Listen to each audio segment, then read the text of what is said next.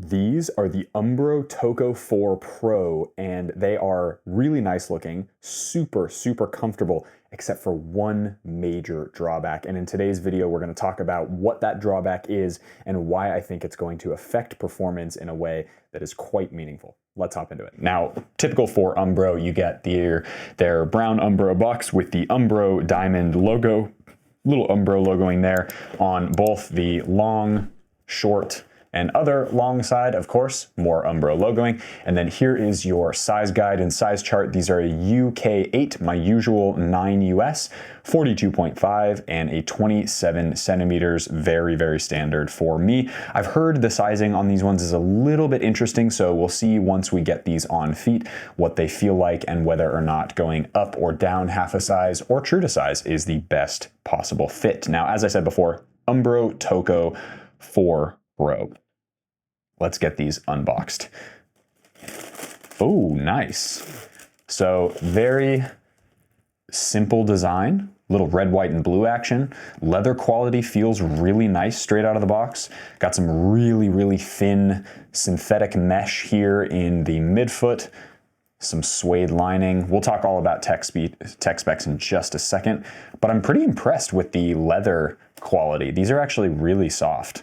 Very nice. Remind me a little bit of with this stitching pattern, it's like a softer version of the Copa Icon with, of course, not quite Mizuno Morelia 2, but the same stitching pattern that those have. So you can expect some pretty plush touch on there. Some sole plate action. Here we go. All right, let's get the rest of these unboxed. And unfortunately, no string bag comes with these, but that's okay. So let's get the box out of the way. Set this guy down, and the Umbro Tocco 4 Pro. Now, these are a boot that I didn't at least know a ton about. One of my mates, 7MLC, Michael, he had a pair of these and said they were actually pretty good, said they were pretty comfortable, but they were very expensive, and I'm not sure whether or not the Aussie market gets a different price point than the American market, but at least in the American market, these, when they first released, were almost as expensive as the made in Japan Mizuno products. They were like right around $300 US.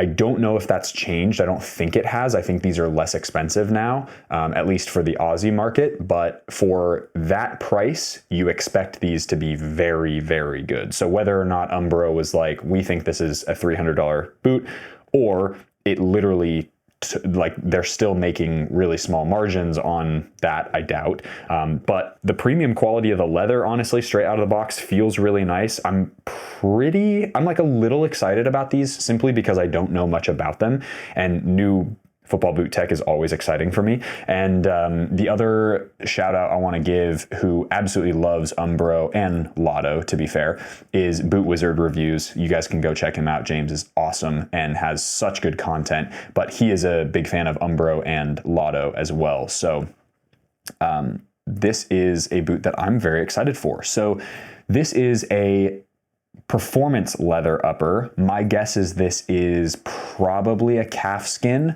I don't think it's K leather, simply because they would have advertised it on their website as well, and some of the media blasts about these in the media kit. But they do call it like a performance leather upper.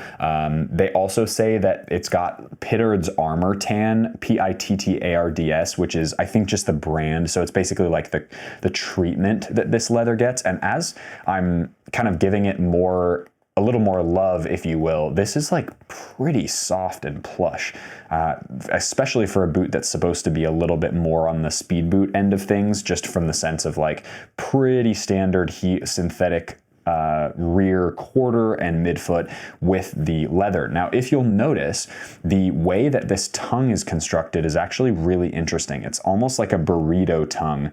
So if I take this out, I'll show you the construction of this boot, because I do think this is kind of funky and really interesting, and I wonder if this is going to affect the lockdown at all. So as we get these laces undone, you can see how the boot tongue actually only starts with the last 3 lace loops on the medial side here. And so this leather goes all the way over, basically up and into the halfway up through the tongue.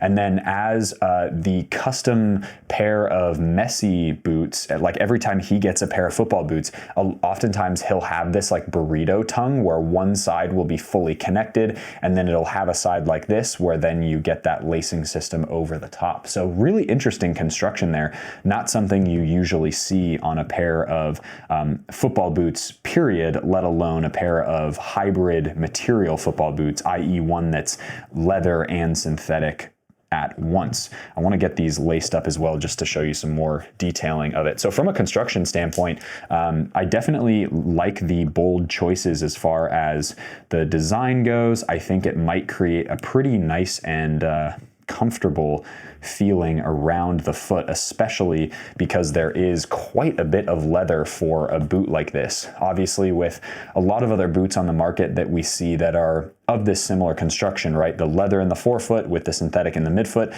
this leather goes all the way through to basically the midfoot. So you've got quite a bit more leather than most of those other boots that have a similar construction. I feel like most other boots basically stop about there. So you get an extra piece, extra little bit of leather, obviously, and then up through the tongue area, which is another cool feature. So I don't know, I have pretty high expectations for the front half of the boot actually as far as this goes. Then you have the Gripster weather coating, which is basically it's like their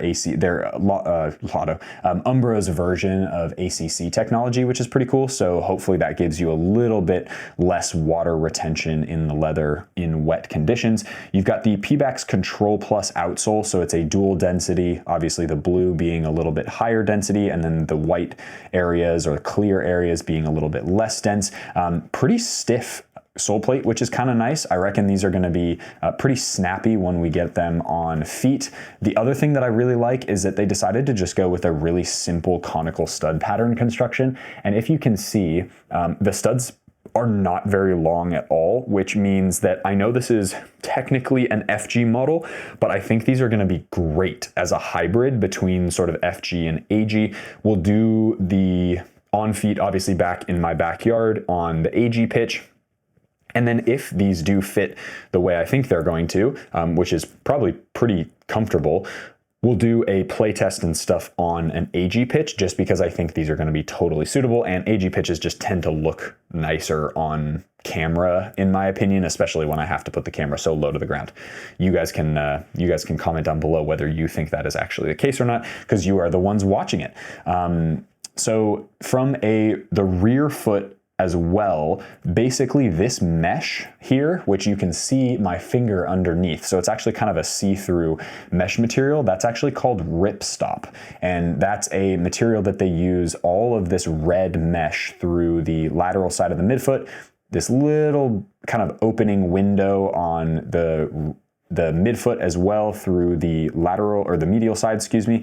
And then you've got this synthetic material that basically runs as the cage around it and then all the way through this white material here. A little bit of texturing there on either lateral and medial sides of the heel area, and then not a ton of padding through the heel area on the inside. It is suede, but it's pretty thin if I'm honest, and it's a little bit flimsy. So I'm just hoping, and given the shape, it is pretty wide if I'm honest. So I'm just hoping that this doesn't cause a ton of blisters. My hope is that they fit pretty snug and tight, and then this leather looks like it will stretch really, really well as I start to get these broken in a little bit more. So I'm very interested by these boots. I do think they're gonna fall kind of in that similar category from a construction standpoint to, you know, some of the ASICS boots, the DS Lite X-Fly Pro 2, X-Fly 5, the 99-gram leather boots, which you can see right there in the corner. I'm trying to think of other boots that I've reviewed pretty recently that have had a similar construction to this. Ultreza is very similar to this as far as like a really thin kind of mesh synthetic.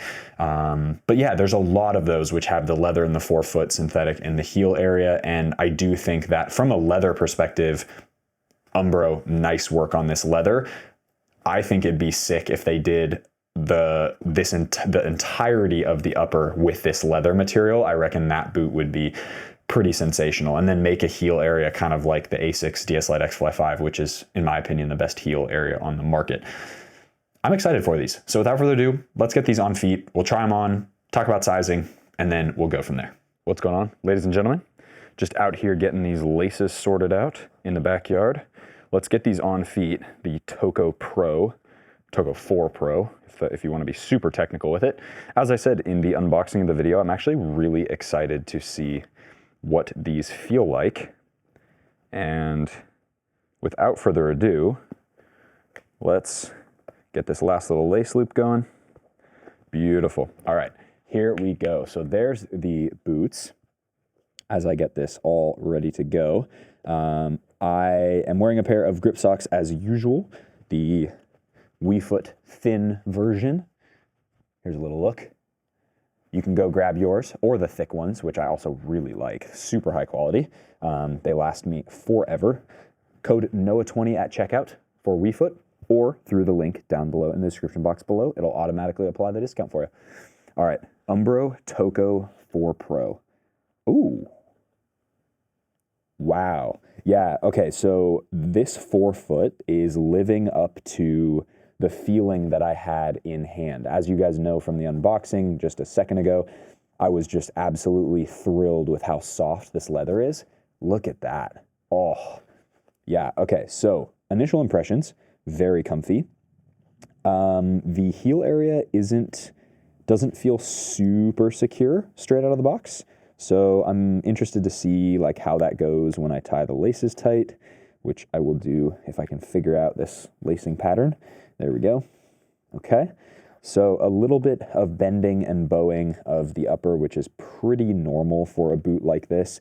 Oftentimes with a boot that transitions from leather to synthetic, especially a really thin, non-super pliable synthetic, you get these little bubbles that pop up in this upper, either on one point or the other. I'm not really concerned about that at all, but it does just sort of add to the break-in period, I guess, from an aesthetic perspective. As I said, performance-wise, like, you're not really gonna notice, but yeah, here we go. All right, boom. Yeah, so forefoot, everything basically in the leather area feels fantastic on these ones. I think they've done a really nice job with the plushness of the leather. I will say it feels a little bit similar, well, actually quite a lot similar to the forefoot of the Copa Icon, which I recently reviewed and did a playtest of. In fact, as of the filming of this video, that playtest came out today, this morning, so you can go check that out. But yeah, okay, pretty decently comfortable. If I close my eyes, they feel very similar to the Copa Icon in the forefoot. In the midfoot, a little bit similar to the 99-gram leather boots from Adidas. And the heel area, the heel area is giving me a little bit of slippage already, and I haven't even started running around, so that's kind of a bummer. And there is a gigantic hole in, like, look at this, 3 fingers all the way down to the side. Yikes. Okay, well, despite it being super comfortable, that's a major problem. There's also space that like pops up right here too. What I'll do is I'll probably take some B-roll of this as I finish the video, after I finish the video. So it'll be up on screen, you guys won't notice, but yeah, that's like a pretty big gap.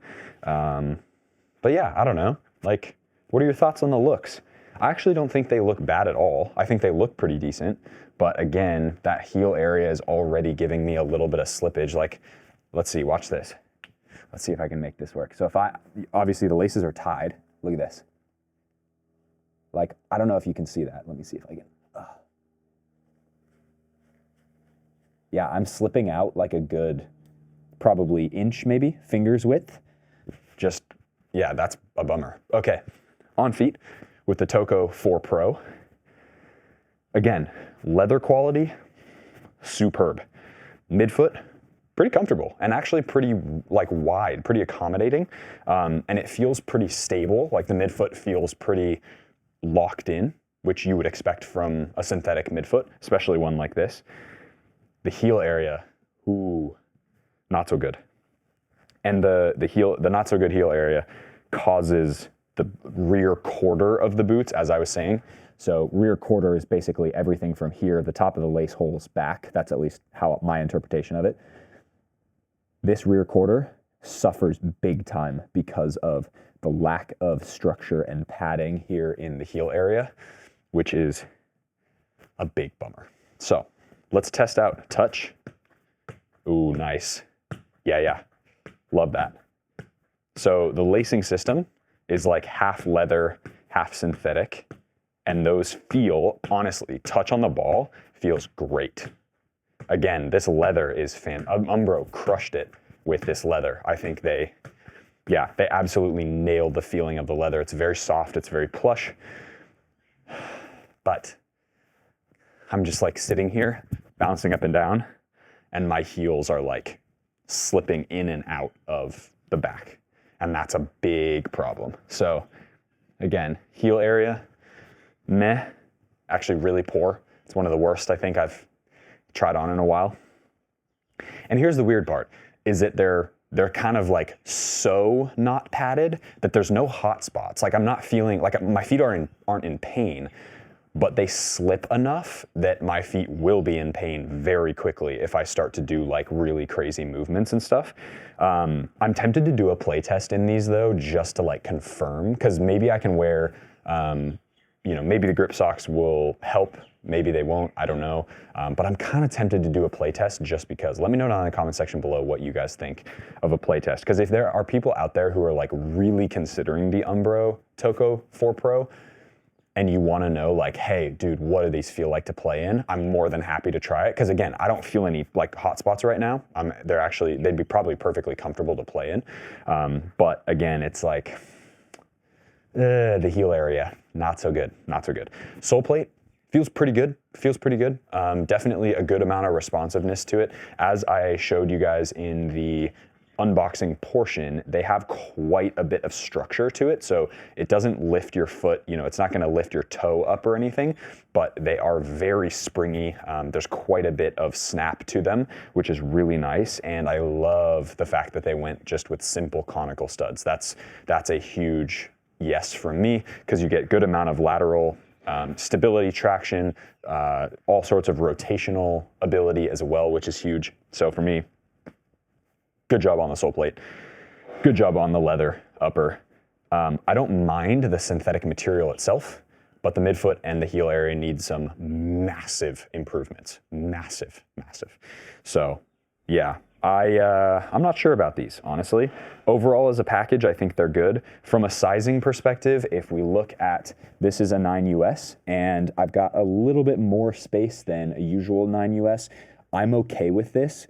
I could probably go a half a size down and be okay once I broke this in. So if I was actually going to consider this boot for a competition type scenario, practice or games, outside of my own like boot testing stuff, I would probably go half a size down just to get like the most secure and snug fit.